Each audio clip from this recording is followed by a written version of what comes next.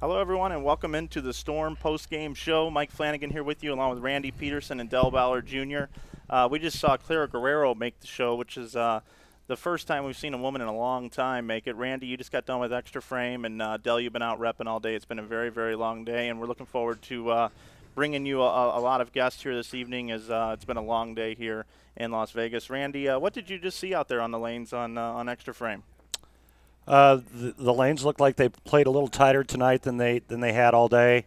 You saw some different bowling balls going down the lane. I think Wes drilled a new ball prior to the start of tonight, and I think that's probably directly related to the experience that Wes has at the World Series of Bowling, and knowing that triple oiling in one day, they tend to get a little bit tighter. So I think Wes came in with a great game plan, and then obviously he executed brilliantly. Saw some low scores at first, with the exception Wes got out to a nice start. I think the folks the players that came in and kind of anticipated that the lanes possibly being tighter and came in with more of an open mind and weren't hesitant to change to a different piece of equipment had an advantage over some of the other players. And so we saw some real low scores to start. Ildemaro Ruiz, who shot 846 to start qualifying today, actually started with like 2-1 or back-to-back 160s. And so it was very obvious that they were a little bit different, and you needed to throw a little bit different piece of equipment to have the same look that you had early. Yeah, and obviously with Storm, we had two guys make the show. We had Wes and we had Pete make it. And Del Ballard, talk a little bit about what you saw throughout the course of the day with Ildemaro early leading. We saw Craig Nidifer up there. He's throwing some of our stuff. And what did you see from the guys that came through down the stretch? Well, tonight it just looked like he needed to actually ball up. Weber looked like about the only guy that didn't have to really change what he was doing from earlier. He could go straighter, move a little bit right, and with the way he fans it through the front, he didn't really have to ball up. But Wes balled up a little bit. He used a Marvel S late today, and then used it again tonight, and totally defiant. But you also saw Fagan changing, balling up also, because everything was just slower down the lane, and you had to ball up to get the ball to go through the pins. Saw the players going through a lot of different bowling balls. I saw Wes, like Del said, going through the different equipment. Weber seemed like he was the only guy that it just didn't matter. And I think one of the most amazing things about Pete in watching him tonight, he's bowling right in front of us, crossing with Dom Barrett. And Dom Barrett's a great bowler. And I think Dom Barrett shot 170 that game, and Pete shot 300. Right, yeah, unbelievable. And and Dom would get it right, and it would go through the face. And then Dom would get it in, and it would go light. And Pete would get it right, and it would face up and go dead flush. And Pete would get it in, and it would hook and go dead flush. And, it's not the first time I've seen him do that. And it's just a testament to how amazing he is. So you're saying that Pete threw everywhere with 300? That's not what I said. I would never disrespect Mr. Weber. That's just what I... You better watch your words and choose them carefully, mister. Well, hey, guys, we got some guests here in the booth. We got another special little set over here. So let's turn it over to Louie Wemett, who's standing by with Ryan Shafer. Okay, we're over here in the interview area. Ryan Shafer's joining us here. Ryan, we heard a little bit from Randy and Del about how Weber and Malott were playing the lanes. You bowled today. Tell us what your take is. I think they're right. I think it could help if you balled up, and I couldn't do that. If I balled up, I couldn't get it down the lane. And if I threw lower end stuff, I couldn't get the face up right. And every time I hit the ball just a little bit different, it's split.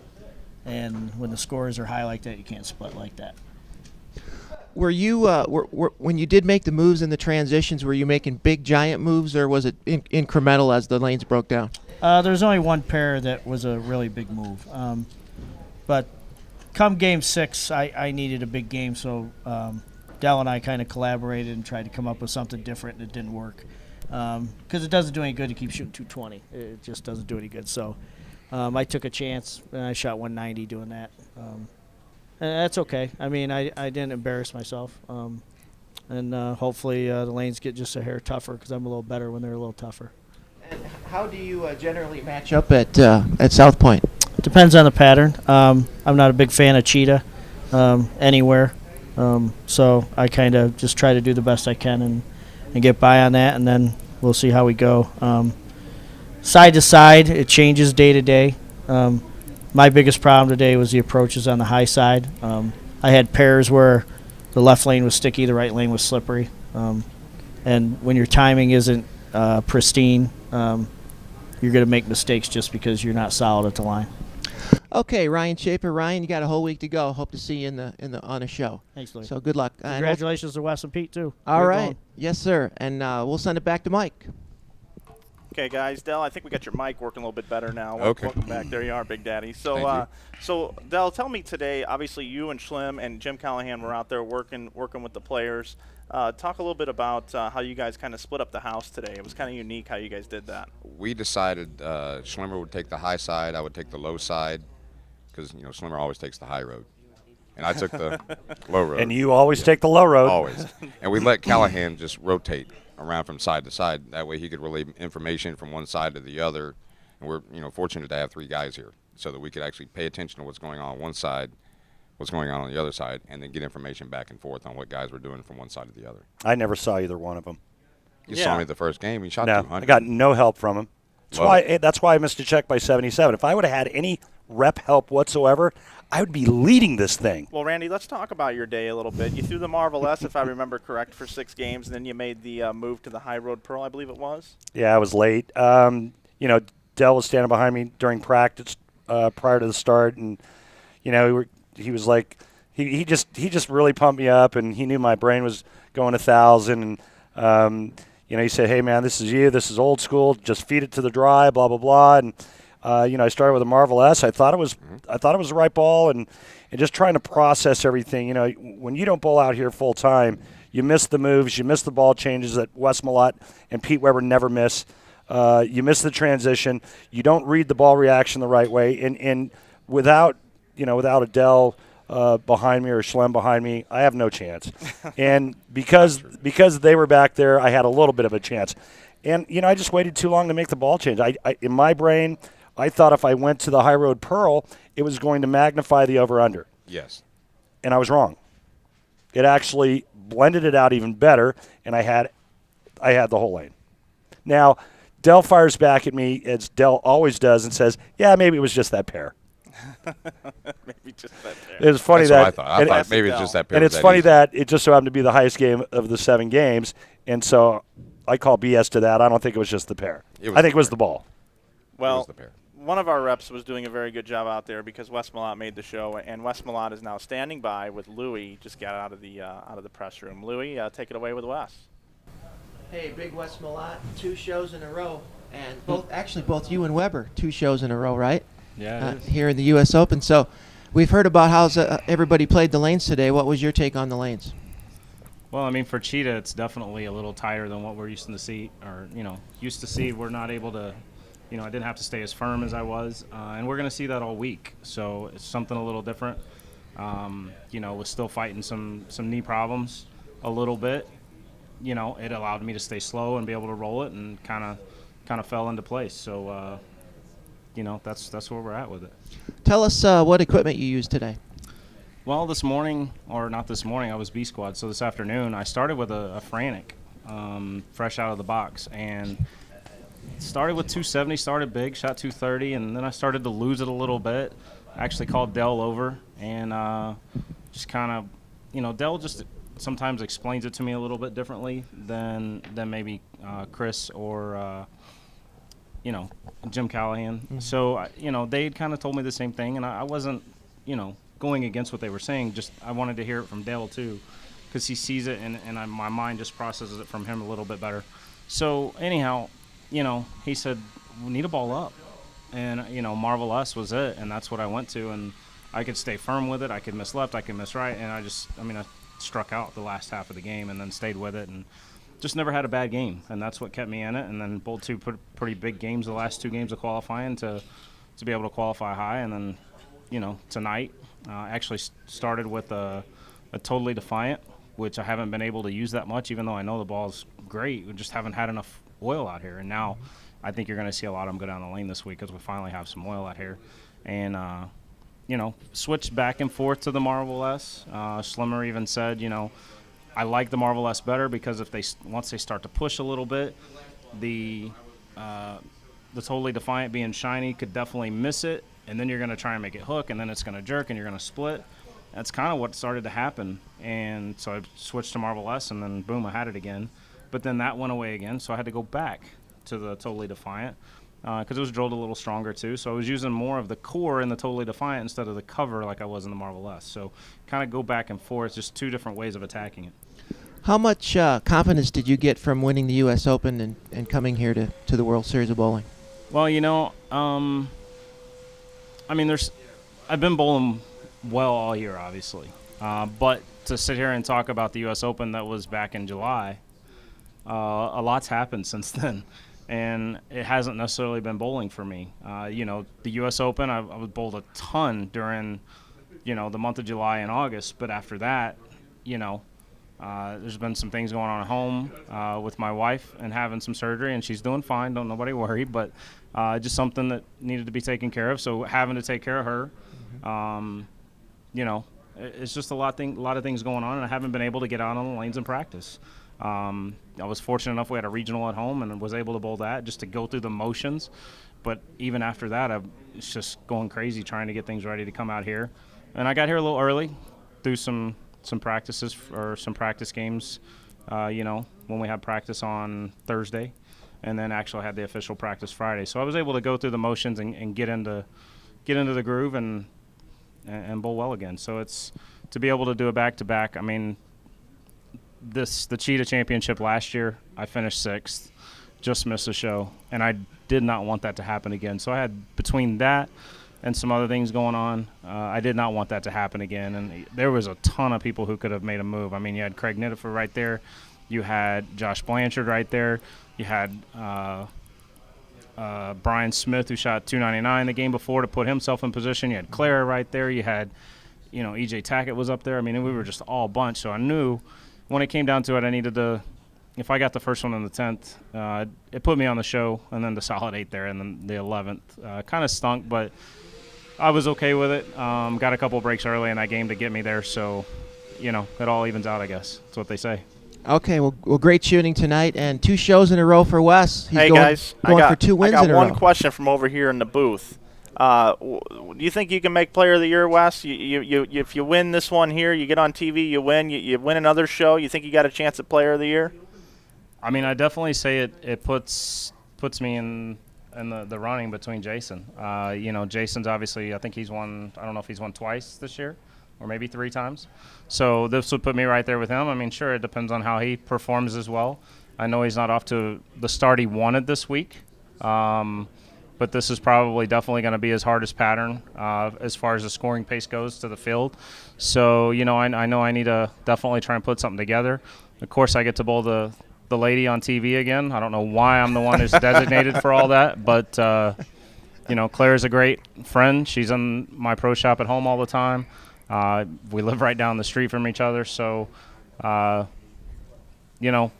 I've got something to prove to myself still a little bit. The U.S. Open, I think the way I dominated, I think kind of helps weigh out the Player of the Year race if I were to just win this title and put it even with Jason. And then there's stats, but and you got to average go by too. wins, so. I think you got to average too. Well, yeah, right but now. he's got me on points, but he's also bowled a lot more tournaments. I Right. didn't bowl the summer swing, and that was a big thing. But my knee wasn't ready for it, and I did what I needed to do.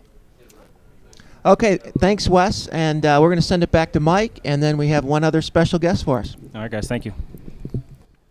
Mike Flanagan, Del Ballard Jr. here still with me. Del, congratulations to Wes. Happy birthday to Wes. And Happy birthday to you. And great for him to come by and spend a little bit of time with us. Yes. We know it's been a really long day. Long day, late night, early morning tomorrow. And when you think of Rotogrip, you definitely think of Wes Malott. He's the poster child. He has been the man, and he's the king of bowling, too. Yes, he is. He is still the reigning king. Own it. Del, what's one of the most grueling things about being out here? I know it's day one, but you got Viper tomorrow, then you still got Scorpion, Chameleon, then you've got the World Championship, then you got the shows. I mean, you're here for 12 days, aren't you? I'm here a long time, and I was here at 6:45 to 6:50 this morning, and it's now 10:30 or so at night, and I have to be back at about 7 o'clock again, which is okay because I'm old like you, Mr. Weber. I wake up early. But anyway, The main thing for me is everybody's going to be tuned in to hooking it today, trying to make sure their ball hooks around the corner, and that's not how you're going to be playing them tomorrow, because the second pattern, Viper, actually played very, very slick compared to some of the other patterns, and you're going to have to keep your lines up in front of you early on. Everybody's used to wheeling it on Viper, and it's just not going to happen the same way. So I expect the first game, 2 games maybe, people to really get their bodies, try to get lined back up, going straight up the lane instead of trying to hook it so much. Absolutely. It's going to be interesting to watch how the players adjust to that. And you'll be able to see all that on the online bowling channel, Extra Frame. Support the PBA. Make sure you subscribe to Extra Frame. But so we can get him out of here. He's been nice enough to come by and join us. He's made the show as well, and he's standing by with Louie, none other than PDW. Pete, I know that they want to know what you've been throwing today here in the chat already. So take it away, Louie. Hey, Pete Weber, another show for Pete, and man, I don't know how you keep doing it, but you keep doing it. And we were out there watching you earlier in the final games of match play, and you were bowling really great. Left a couple solid 9s. I was a little bit worried there for a second, but you came back. Tell us a little bit about what went on out there tonight. Well, I mean, I didn't change balls at all tonight. I mean, I tried a ball and a fill ball, but I used the IQ Solid the whole time, the Tour Edition. Had a great shot with it. I mean, like the first 4 or 5 games, I shot like 8 or 9 10 pins, and that's all I shot. So, and it's tough to get away from a ball that, you know, you're shooting 230, 240 with. And then there about the 5th game, or 4th game, popped 300 and come back with 240, and you know, I just was really comfortable out there. For some reason, I've been really comfortable on the Cheetah pattern for not my favorite pattern. What are you going to have to do to win another title here now? You're going to have to go through a few bowlers, Malott and Parker Bone, but you know, you did what you get jacked up for TV. That's what you're all about right now, and you just kind of take it one day at a time. But it's nice to know that you made a show. Well, yeah, it is, and you know, this is probably my 3rd or 4th show in a row on the Cheetah pattern, and it's just something I don't really bowl good on the Cheetah pattern in years past, but for some reason I have been this year, and I'm very pleased with everything. But you know, I still can't worry about the show right now. I got to worry about what I need to do tomorrow to get through tomorrow, and that's all I'm thinking about. You know, the show's another week away. So there's no reason to think about it. Right, and we asked Wes, you know, what it would take for him to win Player of the Year. You still got a legitimate shot at this if you pull in a couple titles. Well, what's your thoughts on that? Well, I'm thinking about it, of course. It's something I don't get to think about very often. You know, I've been in the running before, but you know, I feel that a win and maybe winning the World Championships, that would give me a legitimate chance of being Player of the Year. But you know, right now Belmo's so far ahead, it's kind of tough not to vote for him right now. So, you know, and I don't want the sympathy votes. If I'm going to win Player of the Year, I'm earning it. I'm not going to get the sympathy votes. All right, PDW, let's let him get some rest here, and he'll be going tomorrow. Actually, we're going to take one more question from Dell in the booth, who's going to shoot a question over at you here, Pete. I have a question for you, Mr. Weber. In that 5th game, whenever you went through the nose and you let the 6 count split, you spared it. Yep. And then you went ring 10 or flat 10, Strike flat ring 10? 10. And you left back to back. And, we were talking in the back saying, do you think he needs to ball up? And I just walked by you and I said, that ball's going a little long. You said, well, I'm not going to switch balls. That's not what I wanted you to do. Because I know you make other types of adjustments to get your ball to start a little bit sooner. Did you do anything different? Because then you sheeted after that. I kind of firmed up a little bit and went a little more direct. I tried Okay. not to circle the ball a little as much as I was before. I just tried to go a little bit more direct, but I still threw it pretty hard. Right, so right, okay. But nothing really major, no. Right, because all of a sudden it wasn't I flat. don't know what it was. Right, you because know, you just do something. Correct. Something that maybe I didn't even know I did. But, Right. you know, it for me it worked out. It definitely That's worked. all I was looking Yep. for. I just wanted you to know that ball's going long. If you can make it start, you knew it was going to strike. Yeah, well, tucking the finger will make it start a little quicker. There you go. Come on. Weber and Ballard doesn't get much better than that, so we're going to send it back to Mike Flanagan. All right, thank you so much, Pete, for being with us here tonight. This is the first night of the Storm show here. It was the Cheetah Championship today. We got 2 out of the 4 today. Pretty good day for Storm. Really awesome just to be, and we're in the locker room here. Actually, you hear the ball spinners going behind us, and the shop vacs going as well. We're going to be here every night with you live on stormbowling.com along with insidebowling.com. And we're just excited to bring you some more coverage of the World Series of Bowling. If this was the 80s or 90s, you might hear a whole lot more than that going on in the locker room after a block like that. You're right Sorry. about that. But for tonight, we're going to call it a night here tonight. We'll have more for you throughout the week as we're just getting started here at the World Series of Bowling. Looking forward to it. Appreciate Wes and Pete both coming by. Both made the show, and we're fortunate enough to come by and join us. And Dell, of course, you'll be checking in with us all week, Absolutely. letting us know what's going on. Randy week. Pedersen, the whole crew that we have here with Storm. We appreciate you joining in our broadcast tonight. And don't forget, we're serious when we say subscribe to the online bowling Yes. channel, Extra Support it. Frame. Go out and buy the new Bite and the new Rain On that just came out last Tuesday. Awesome looking bowling balls, and you can watch the videos on those as well. They're on our Storm YouTube channel. Like us on Facebook, follow us on Twitter. Dell, you've got the In the Bag stuff on Twitter as well. Right there, Storm Nation. Right there, Storm in the bag. Nation. There you go. So for everybody here, part of the broadcast, Louie doing a great job, and everyone in Storm Nation, Ryan Shafer for coming by. We certainly appreciate it very much, and we'll see you tomorrow night here from Las Vegas. We'll take a look at the paddock right now. Have a good night. Thank you.